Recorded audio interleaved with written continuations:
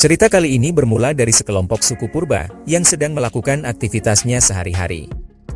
Kelompok kecil itu bernama suku Zod yang saat ini dipimpin oleh orang terkuat di sana yang bernama Iksa. Namun saat ini Iksa telah semakin tua dan berniat mewariskan kekuasaannya kepada putranya yang bernama Fut. Tetapi rencana itu ditolak oleh pendeta di sana karena dia merasa Fut masih belum pantas menyandang gelar sebagai pemimpin kelompok saat ini. Hal itu disebabkan karena kelompok mereka yang terbiasa memakan daging, sekarang sedang mengalami kesulitan mencari hewan buruan yang semakin sedikit di area mereka. Walaupun hewan-hewan besar seperti bison dan gajah masih banyak tersedia di area mereka, tetapi mereka tidak tahu cara membunuh hewan-hewan itu dengan alat sederhana seperti batu dan kayu yang mereka miliki saat ini. Sehingga kepemimpinan Iksa masih dibutuhkan di sana untuk menuntun mereka menemukan hewan buruan yang bisa mereka makan. Usulan pendeta itu pun disetujui oleh seluruh kelompok dan tetap mempertahankan Iksa sebagai pemimpin mereka. Namun hal itu sedikit membuat Fut kecewa karena dia telah menunggu lama untuk menjadi pemimpin kelompok tersebut. Hingga pada akhirnya pembahasan itu terhenti karena seorang pengintai dari kelompok mereka telah menemukan kawanan babi hutan di sudut lembah yang cukup jauh dari area mereka. Akhirnya tanpa menunggu lebih lama lagi, seluruh pasukan pemburu dari kelompok itu pun mendatangi lokasi yang dimaksud, lalu mulai melakukan perburuan.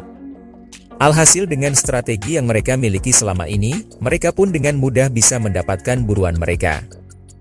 Dan karena area itu sudah berada di luar area mereka, kelompok itu pun bergegas pergi dari sana untuk menghindari serangan dari suku lain.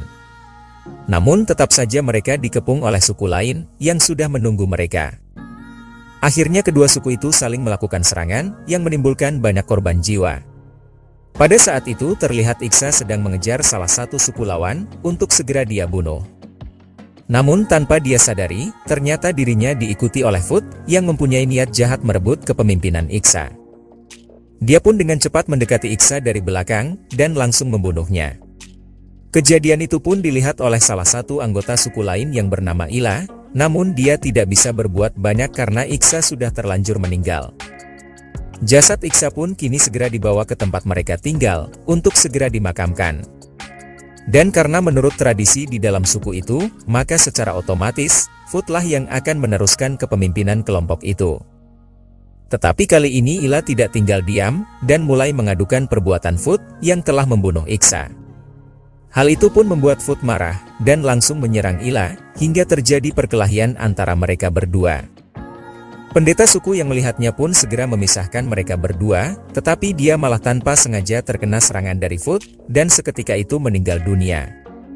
Hal itu pun membuat seluruh anggota kelompok marah dan berusaha menangkap Fut. Namun dia masih bisa lolos dan melarikan diri, lalu bersembunyi di dekat gunung berapi yang sedang erupsi. Hingga pada keesokan harinya, ketika aktivitas gunung itu sudah mulai mereda, Fut terlihat keluar dari tempat persembunyiannya untuk segera pergi dari sana. Namun perhatiannya tertuju pada sebuah benda yang belum pernah dia lihat sebelumnya. Dia pun segera mendekati benda itu dan berusaha mengambilnya.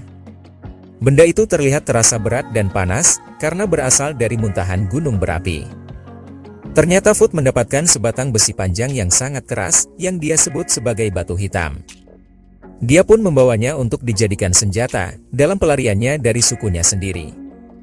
Lalu pada saat itu dia malah bertemu dengan seekor singa yang ingin menyerangnya. Fut yang saat itu sudah mulai terdesak, akhirnya mulai memberanikan diri menyerang singa itu dengan menggunakan batu hitam yang dia bawa. Ternyata serangannya mampu membunuh singa itu, dan membuat Fut terkejut dengan kehebatan dari batu hitam yang dia bawa.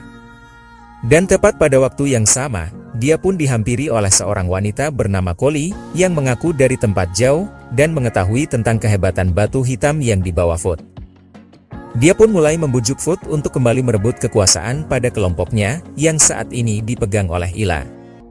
Lalu Koli meramalkan masa depan Fut, di mana dia bisa menguasai seluruh lembah itu, jika bisa memanfaatkan kekuatan batu hitam miliknya. Hal itu pun membuat Fut senang, karena dia memiliki keinginan menjadi seorang pemimpin. Terlebih lagi dia telah mendapat gambaran dari Koli, yang mengatakan bahwa dia bisa menjadi pemimpin di seluruh lembah, dengan sebuah senjata yang dia bawa saat ini. Akhirnya Foot pun kembali ke tempat kelompoknya berada, dengan memakai kulit dari singa yang berhasil dia bunuh, dan dijadikan aksesoris di kepala. Dia pun segera menantang Ila, dan dengan mudah mengalahkannya. Semua anggota kelompok itu pun terkejut, karena Foot memiliki senjata yang sangat kuat, yang bisa menghancurkan kayu dan batu. Akhirnya mereka pun mengakui kehebatan Foot, dan kembali menjadikannya sebagai pemimpin mereka. Sedangkan Ila sendiri, kini oleh Foot dia diikat dan diletakkan di wilayah suku Kera, dengan tujuan agar dia dibunuh oleh suku itu. Namun Ila masih bisa meloloskan diri, dan segera pergi dari sana, untuk menghindari kejaran dari suku Kera. Hingga akhirnya dia sampai di sebuah tepi sungai, dan berhenti sejenak untuk melepas dahaganya. Namun tiba-tiba dia dikejutkan dengan kedatangan seorang wanita bernama Iza, yang berasal dari suku Magos. Ketika itu Iza yang melihat Ila terluka cukup parah, mencoba menolongnya, dengan menghentikan pendarahan pada luka itu, dengan menggunakan tanaman obat di sekitar sana.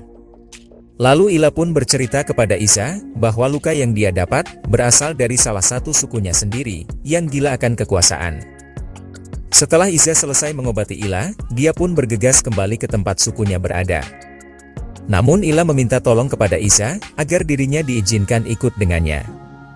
Dengan senang hati Iza pun mengizinkannya, dan mereka berdua pun segera pergi ke tempat suku Magos berada.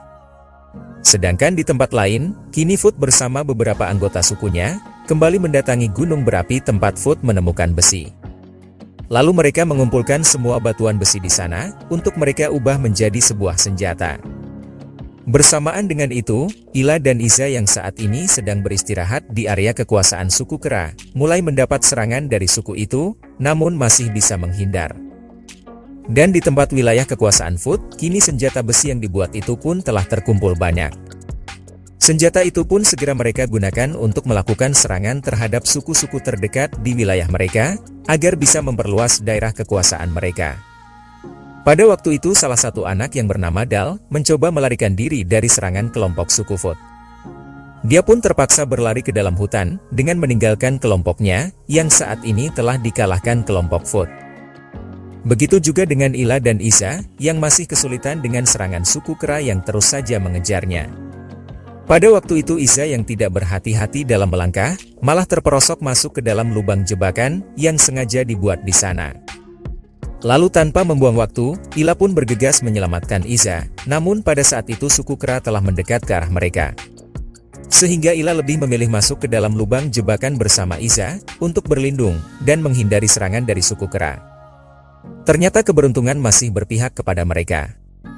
Karena dari kejauhan, Foot beserta kelompoknya terlihat mendatangi suku Kera, untuk menyerang dan merebut daerah kekuasaan suku itu. Hal itu pun dimanfaatkan Ila dan Iza, untuk segera pergi dari sana. Mereka berdua pun bertemu dengan Dal, yang sedang mendekat untuk meminta pertolongan. Singkat cerita, kini Ila bersama Dal dan Iza, telah sampai di wilayah suku Magos, yang tak lain adalah tempat tinggal Iza. Yang mana ternyata ayah Iza adalah ketua kelompok di suku tersebut. Mereka pun disambut baik di sana, lalu menceritakan alasan mereka yang datang ke sana. Kini Dal bersama Ila telah diizinkan untuk tinggal, sebagai anggota kelompok baru di kelompok itu. Di sana pun Ila diberitahu oleh kepala suku, bahwa suku Magos adalah suku yang tidak suka peperangan. Jadi mereka tidak memerlukan senjata untuk mempertahankan diri, baik dari serangan binatang buas, maupun dari serangan suku lain. Oleh karena itu mereka lebih memilih tinggal di daerah terpencil, agar terhindar dari serangan kelompok suku lain. Ila yang tidak tahu maksud dari kepala suku Magos pun, hanya bisa diam dan mengikuti aturan di sana. Namun tak berselang lama, tiba-tiba seekor singa mendatangi wilayah suku Magos.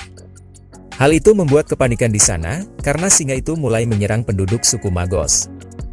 Ila yang melihat itu pun mulai menyarankan kepada kepala suku Magos, untuk setidaknya memiliki senjata, agar bisa digunakan untuk melindungi para anggota suku yang lain. Tetapi kepala suku Magos tetap menolak, dan malah mengajak Ila bersama rombongan kecilnya, menuju ke sebuah hutan. Namun bersamaan dengan hal itu, salah satu anggota kelompok Foot yang melakukan pengintaian, malah melihat Ila sedang bersama kelompok Magos. Dia pun segera kembali ke kawanannya, dan melaporkan keberadaan Ila kepada Foot, tentang posisinya saat ini. Foot yang mendengar kabar itu pun langsung memerintahkan seluruh anak buahnya untuk menyerang suku Magos. Namun dia merasa kecewa karena dia tidak bisa menemukan Ila di sana. Akhirnya Foot memilih beberapa anak buahnya untuk berjaga di area suku Magos, agar jika Ila datang, dia bisa segera tahu dan segera membunuhnya. Kelompok kecil Foot itu terdiri dari beberapa petarung hebat yang dipimpin oleh Koli, wanita yang menghasut Foot untuk menguasai seluruh lembah. Namun rencana itu telah diketahui oleh Ila, sehingga dia berdiskusi kepada kepala suku Magos untuk segera melakukan serangan balasan. Tetapi kepala suku Magos yang tidak suka peperangan itu tetap menolak saran dari Ila, dan dia lebih memilih untuk menyerahkan diri kepada kelompok Foot. Hal itu pun menjadi pertemuan terakhir mereka, karena pada akhirnya kepala suku Magos tetap dibunuh oleh kelompok Foot. Sedangkan Ila bersama beberapa orang lainnya segera membuat senjata dari kayu dan meruncingkannya untuk digunakan dalam penyerangan. Akhirnya pada malam itu pun Ila melakukan serangan diam-diam dan membunuh semua pasukan Foot yang berjaga. Dia pun merampas semua senjata dari mereka. Lalu Ila menangkap Koli dan menyuruhnya untuk memberitahu kelompok Foot bahwa dia menantang Foot untuk bertarung 1 lawan 1. Selagi Koli pergi menyampaikan pesan itu kepada Foot, Ila pun membuat beberapa busur panah untuk digunakan sebagai pertahanan. Karena dia tahu, orang-orang di suku Magos tidak ada yang pintar bertarung. Dan ketika Koli telah sampai di tempat Foot berada, dia pun segera menyampaikan apa yang dikatakan Ila, dan tantangan itu pun langsung diterima oleh Foot. Dengan segera Foot yang ditemani oleh seluruh kelompoknya, terlihat telah mendekati area suku Magos. Namun tanpa mereka sadari, kedatangan mereka malah disambut dengan serangan anak panah dari suku Magos. Foot yang tidak siap dengan serangan tersebut, merasa terkejut karena senjata yang dia miliki tidak mampu melawan panah kayu yang dibuat Ila. Banyak dari anak buah Foot yang mati tanpa bisa melawan, termasuk juga Koli yang harus kehilangan nyawanya dalam pertempuran itu. Akhirnya karena hanya tersisa Foot sendiri di sana, Ila pun menghampirinya dan melakukan pertarungan 1 lawan 1.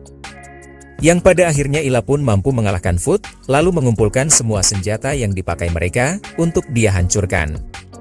Namun karena dia tidak tahu cara menghancurkan senjata-senjata itu, Ila pun memutuskan untuk membuangnya ke dalam sungai. Kini suku Magos pun telah terbebas dari kekuasaan Foot, begitu juga dengan suku-suku lainnya yang sempat ditindas oleh Foot dan kelompoknya. Sekian dulu cerita kali ini, dan sampai jumpa di cerita selanjutnya.